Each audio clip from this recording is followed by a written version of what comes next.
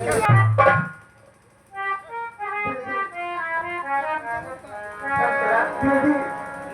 हुआ?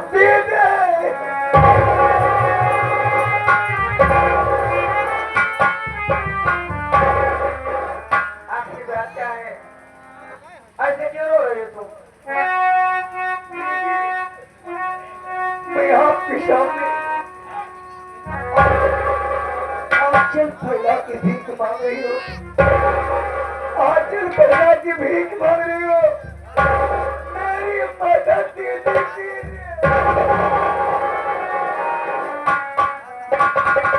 आखिर मैं तेरा क्या मदद कर सकती हूँ? हमारे पास है क्या? मैं आपसे कहा बताऊं दीदी, मेरी जुबान नहीं खुल रही कि मैं किस तरह आपको बताऊं कि आज मेरा परिवार कैसे सफल है।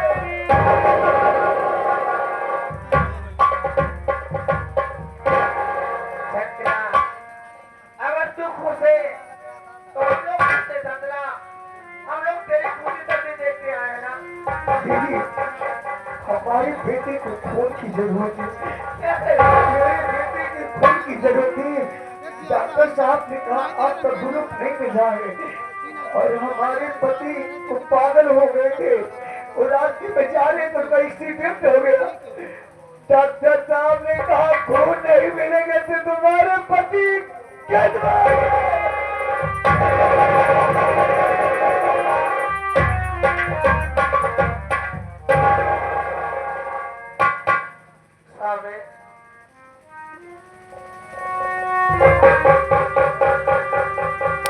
क्या बात है रजनी?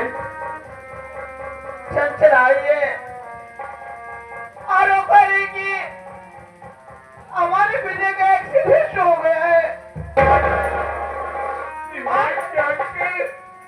उसका बेटा बीमार है। अगर उसके बेटे को खून नहीं मिलेगा तो इसका बेटा मर जाएगा।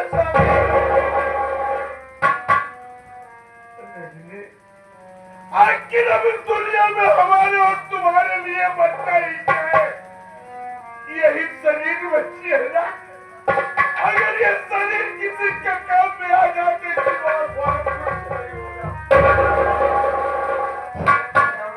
चलो हॉस्पिटल चलते। अगर तुम्हारा ग्रुप मिलेगा तो तुम इसके बेटे का खून दे देना और मेरा ग्रुप मिलेगा तो मैं अपने छोटे भाई विजय को खून दे दूंगा। आओ चला जाए।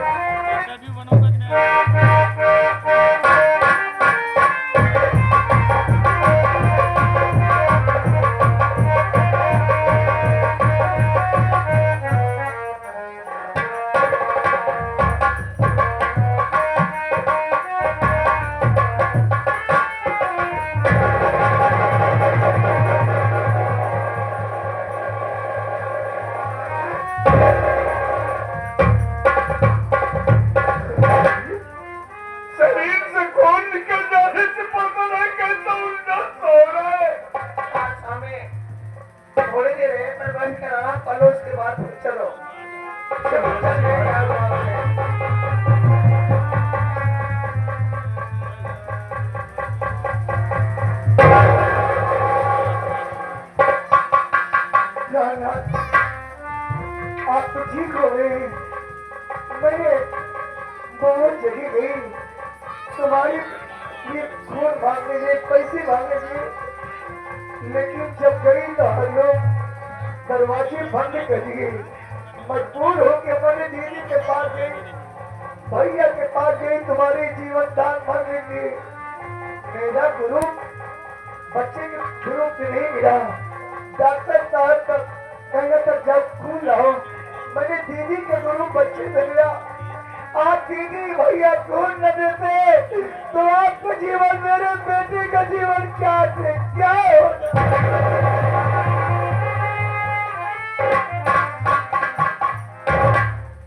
मैं तो भैया और भाभी से जुदा होकर वैसे ही मर गया था। चला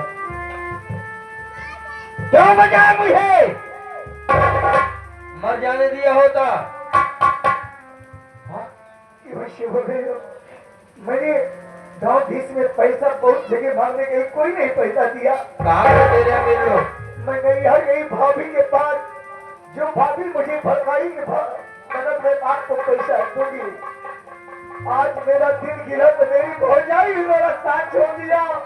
मैं अपने जेठों से अपने दीदी को ठोकर मार के घर से निकाला। आज ही परिवार वाले ने मेरा साथ दिया। मुझे एहसास हुआ कि परिवार के सिवा कोई नाते रिश्तेदार कोई नहीं साथ देते। कौन परिवार? तेरे पास कौन परिवार है रे? तेरे सब अमीर लोग हैं। कहाँ गए साले तेरे अमीर लोग?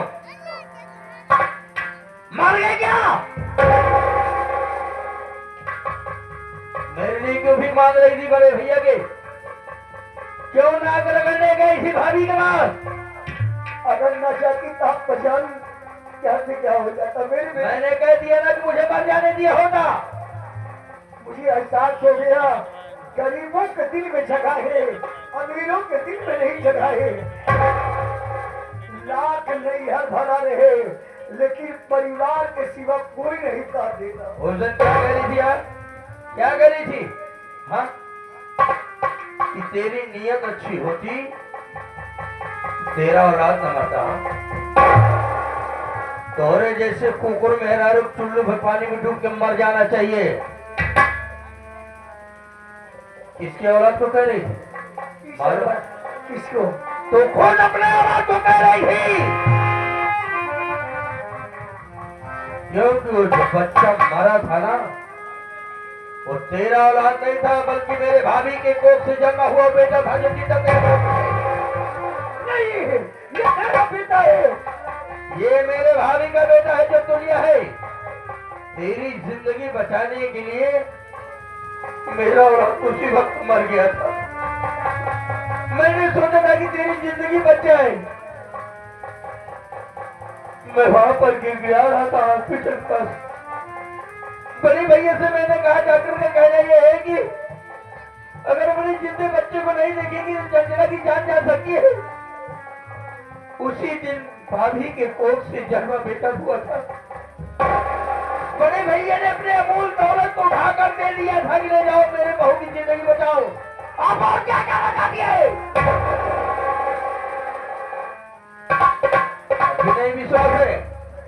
कहीं बाहर नहीं है? मैं बुला रहा हूँ, हॉस्पिटल के पास में ही हूँ।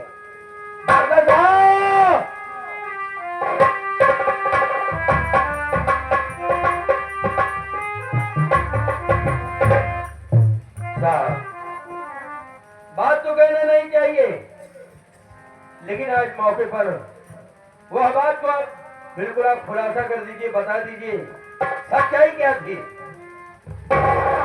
ऐसा बात आने पड़े तुम्हारे ऊपर है। ऐसी बात है साहब। किसी को बताना चाहिए, इधर खुला उसको। इस औरत को पैसे मांगेंगे आप? अरे तुम कैसे फोन डालती थी? तुम्हारा है इसको इतना अच्छा, तुम्हारा आंगन भी इतना अच्छा, तुम कैसे फोन डालती? हमको मालूम नहीं तुम्हारे जैसा फोन डालते हमारे गाँव में नहीं। इनकर बात तुम न समझ पाए हो। इनकर कहे का मतलब कि त्योहार मन से हुए तना अच्छा है, त्योहार जेठाऊ से तना अच्छा है, लेकिन पूरे परिवार में तुहिन खराबिया है। तो का जानकारी चाहिए होगा बतावा साहब। अयो सुबह तुम मेरा कंपाउंडर हमारे इधर औरत को फोन करके बोलता और औरत के पति को इसको बोलता और बड़ा जेठ को और बड़ा भाई को अन्ना बोलता। क्या बोलेगा? अन्ना। अरे ठीक है, हम चलता, हम आपको बता दिया अभी हम चलता डिस्पेंसरी पे। अयो सबको ओरक करूं, हम चलता। कंपाउंडर साहब ठीक है, इसको भी पहचान रहे हो? बगल में जो खड़ी है मेरी भाभी है। देखो विजय, उस दिन की आप सच्चाई बताइए कि कहानी क्या थी जब बच्चे को इसकी जिंदगी खतरे में थी। जब मैं हॉस्पिटल के पास मुझे कुछ सुन नहीं रहा था तो बड़े भैया ने मेरे साथ क्या किया, इसे बताओ। देखो विजय, अगर तुम्हारी पत्नी ये जानना चाहती है कि किसकी कोख से जब जिंदा बच्चा पैदा हुआ और किसकी कोख से मरा हुआ बच्चा, तो आपके पत्नी को एडमिट किया था बेड नंबर 5 पर और आपकी भाभी थी बेड नंबर 6 पर। तो आपके भाभी के पेट से जिंदा बच्चा पैदा हुआ था और आपके पत्नी के यानी कि खुद तुम्हारे पेट से मरा हुआ बच्चा पैदा हुआ था। ये तो तुम्हारे पेट की महानता है, तुम्हारी जेठानी की देन है। आज जो तुम जिंदा हो, नहीं तो उसी वक्त तुम्हें सदमा लगता और तुम्हारी भी जान जा सकती थी। ये तो तुम्हारे जेठ और तुम्हारे पति ने मना किया था कि डॉक्टर साहब और कंपाउंडर साहब यह बात किसी को मत बताइएगा, जब जरूरत पड़ेगी तो हम आपको बुलाएंगे, उसी वक्त इस बात का खुलासा कीजिएगा। ये बात किसी दुश्मन को भी नहीं कहना चाहिए, चाहे जितनी बड़ी दुश्मनी हो, अगर किसी का औलाद हमारा हो। और तू घर में ही रहकर क्या कह रही थी अपने औलाद को भी तेरा ही ईमान नहीं दुरुस्त है, ईमान तो तेरा नहीं दुरुस्त। माफी मैं नहीं कर सकता हूँ, अगर माफी मांगना है तो मेरे भैया राम जैसे और मेरी सीता जैसे भाभी से मांग माफी, नहीं तो आज इसी वक्त मैं तेरा गला ढाप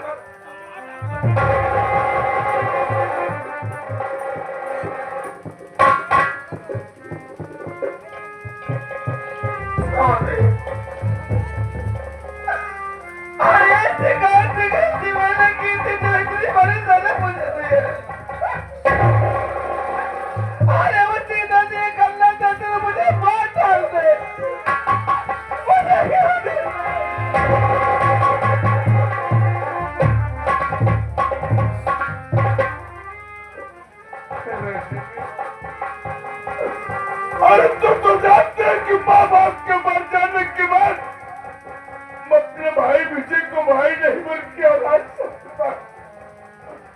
जब से इस घर में छोटी बहू आई, उससे बहू नहीं एक बेटी समझता और हमेशा उससे उन दोनों को खुदा हाथ देखना चाहता था। हॉस्पिटल में मैं तुझसे झूठ क्यों बोला कि मेरी छोटी बहू की जिंदगी खतरे में, इसलिए मैं तुम्हारा बेटा भाई अपने मुन्ना विजय को दे दिया। मेरी गलती को माफ करते रजनी, मैं ये सोचा कि कहीं तुमसे बता दूंगा, तू ये कहे कि मैं अपना बेटा नहीं दूंगा।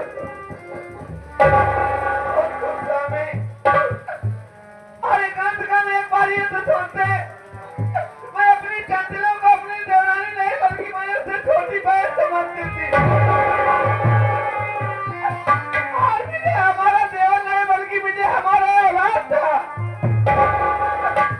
अरे एक बच्चे की बात थी ना, मैं उसे बच्चे के लिए ना हटाती, अरे तुम्हारे दूध के लिए मैं अपनी जान दे देती।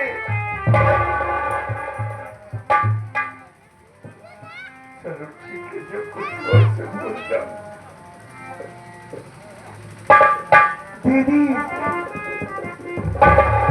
दीदी, ये हमारा बच्चा नहीं दीदी, ये तुम्हारा बच्चा है दीदी।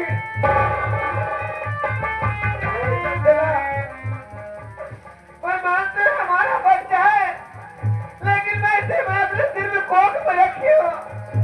अरे तूने तो इसे अपना दूध पिलाया है, मैं इसे क्या करूँगी लेकर? ये तेरा बेटा है, मैं इसे नहीं ले सकती। अगर मैं इसे ले लूंगी तो तू चिंता नहीं ले सकती रे, मैं तो नहीं लूंगी। दीदी, मैं मानती हूँ कन्हैया का जन्म कहीं और हुआ था, उनका पालन पोषण कहीं और हुआ था दीदी। आज हम दोनों बहन के बीच में दो बच्चे रहेंगे दीदी।